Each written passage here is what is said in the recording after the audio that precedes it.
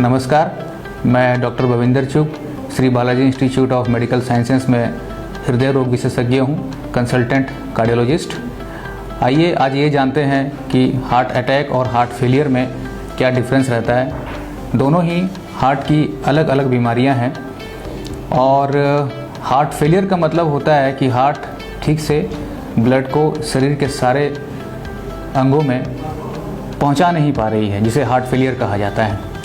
आमतौर पर होता यह है कि हार्ट की जो मांसपेशियां हैं वो कमज़ोर हो जाती है और सही तरीके से रक्त का संचलन करने में दिक्कत आती है।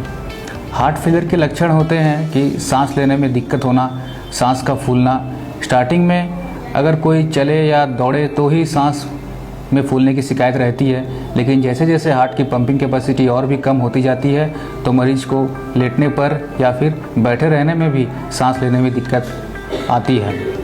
इसके अलावा शरीर में सूजन आना, पाँव में सूजन, पेट में सूजन या फिर चेहरे में सूजन आना, ये भी हार्ट फेलियर के ही लक्षण हैं। और मरीज को भूख लगने की भी दिक्कत आ सकती है, भूख नहीं लगती है, शरीर में थकान रहता है, कोई भी काम करने की इच्छा नहीं होती है।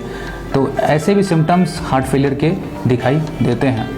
तो ऐसी अवस्था में मरीज को ये करना चाहिए कि तुरंत ही कार्डियोलॉजिस्ट से सलाह लेनी चाहिए। एक सिंपल टेस्ट है जिसे इकोकार्डियोग्राफी कहा जाता है।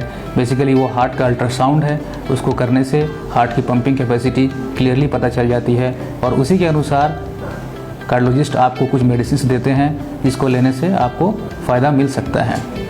साथ ही हमें ये भी देखना होता है कि ब्लड प्रेशर, शुगर, कोलेस्ट्रॉल, मोटापा, इन सभी का नियंत्रण अगर रखें तो हार्ट फेलियर होने के चांसेस कम होते हैं। किसी को अगर किडनी रोग है, थायराइड की बीमारी है तो उसका भी इलाज अगर कर लें तो भी हार्ट फेलियर होने के चांसेस कम होते हैं। बहुत बहुत धन्यवाद।